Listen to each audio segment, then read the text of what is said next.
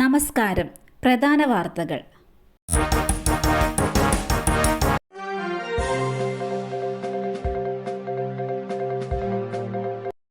സാംപിത്രോദയ്ക്ക് പുനർനിയമനം നൽകി കോൺഗ്രസ്.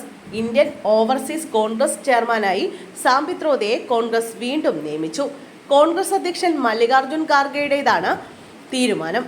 തുടർച്ചയായ വിവാദ പ്രസ്താവനകൾക്ക് പിന്നാലെ സാംപിത്രോദ പദവി ഒഴിഞ്ഞിരുന്നു. കഴിഞ്ഞ മാസം മെയ് 8-നാണ് Pitroda Indian overseas Congress chairman സ്ഥാനം രാജിവെച്ചത്. ലോക്സഭാ തെരഞ്ഞെടുപ്പ് കഴിഞ്ഞ് ഇന്ത്യ സഖ്യം മികച്ച പ്രകടനം നടത്തിയതിന് പിന്നാലെയാണിപ്പോൾ സാംപിത്രോദയെ വീണ്ടും ഇന്ത്യൻ ഓവർസീസ് കോൺഗ്രസ് ചെയർമാനായി നിയമിച്ചിരിക്കുന്നത്. ഒരു മാധ്യമത്തിന് നൽകിയ അഭിമുഖത്തിൽ ഇന്ത്യയുടെ കിഴക്ക് ഭാഗത്തുള്ളവർ ചൈനക്കാരെയും തെക്ക് ഭാഗത്തുള്ളവർ ആഫ്രിക്കക്കാരെയും പോലെയാണെന്നുള്ള പിത്രോദയുടെ പരാമർശം വിവാദമായിരുന്നു. കൂടാതെ പിന്തുടർച്ച സ്വത്ത് നികുതിയുമായി ബന്ധപ്പെട്ട് പിത്രോദ നടത്തിയ പരാമർശങ്ങളും വിവാദമായി മാറിയിരുന്നു. ഇതിന് പിന്നാലെയാണ് രാജി.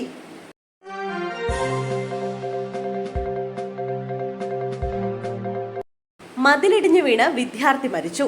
ആലപ്പുഴ ആറാട്ടുവഴിയിൽ 14-കാരൻ മതിലിടിഞ്ഞു വീണ് മരിച്ചു. അന്തക്കപ്പറമ്പ് വീട്ടിൽ അലിയുടെ മകൻ അൽഫയാസാണ് മരിച്ചത്. ട്യൂഷൻ കഴിഞ്ഞു വരുന്നതിനിടെ വീടിന് സമീപം വെച്ച് അയൽപ്പക്കത്തെ മതിലിടിഞ്ഞ് വീഴുകയായിരുന്നു. ഉടൻ തന്നെ ആശുപത്രിയിൽ എത്തിച്ചെങ്കിലും രക്ഷിക്കാനായില്ല. ആലപ്പുഴ ലജനത്ത് സ്കൂളിലെ 9ാം ക്ലാസ് വിദ്യാർത്ഥിയാണ് അൽഫയാസ്. മൃതദേഹം ആശുപത്രിയിലേക്ക് മാറ്റി. പോസ്റ്റ്മോർട്ടത്തിന് ശേഷം വീട്ടുകാർക്ക് വിട്ടു നൽകും.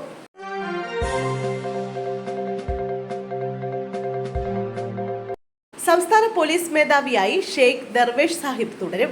സേവന കാലാവധി നീട്ടി. സംസ്ഥാന പോലീസ് മേധാവി ഷെയ്ഖ് ദർവേഷ് സാഹിബിന്റെ സേവന കാലാവധി ദീർഘിപ്പിക്കാൻ മന്ത്രിസഭാ തീരുമാനം. 1 വർഷം കൂടി കാലാവധി നീട്ടി നൽകി. ഇതോടെ 2025 ജൂൺ വരെ അദ്ദേഹത്തിന് തുടരാനാകും. അടുത്ത മാസം 30-ന് വിരമിക്കാനിരിക്കെയാണ് കാലാവധി നീട്ടി നൽകിയത്.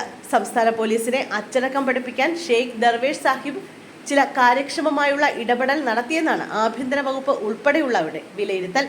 ഹൈക്കോടതിയുടെ ഭാഗത്തു നിന്നടക്കം പോലീസിന് വിമർശനം നേരിടേണ്ടി വന്നിരുന്നു. ഇതിന് പിന്നാലെയാണ് ഷെയ്ഖ് ദർവേഷ് സാഹിബിന്റെ കാലാവധി നീട്ടി നൽകിയത്.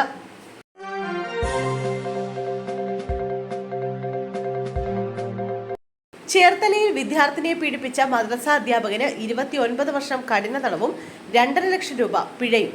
അരൂക്കുറ്റി വടുതല ചക്കാല നികർത്ത വീട്ടിൽ മുഹമ്മദിനെയാണ് ചേർത്തല പ്രത്യേക അതിവേഗ പോക്സോ കോടതി ശിക്ഷിച്ചത്. ചന്തിരൂരിലുള്ള മദ്രസയിൽ അധ്യാപകനായി ജോലി നോക്കിയിരുന്ന പ്രതി 2022 ഡിസംബർ മുതൽ 2023 ജനുവരി വരെയുള്ള വിവിധ ദിവസങ്ങളിൽ മദ്രസയിലെ വിദ്യാർത്ഥിയായിരുന്ന പെൺകുട്ടിയെ നിരന്തരം പീഡിപ്പിച്ചെന്നാണ് കേസ്. 2 വയസ്സിൽ താഴെ പ്രായമുള്ള കുട്ടിയെ 1 തവണ ലൈംഗിക അതിക്രമം നടത്തിയതിന് 6 വർഷം വീതം 24 വർഷം തടവും 2 ലക്ഷം പിഴയും, സ്ത്രീത്വത്തെ അപമാനിച്ചതിന് 5 വർഷം തടവും 50,000 രൂപ പിഴയും അടക്കമാണ് ശിക്ഷ.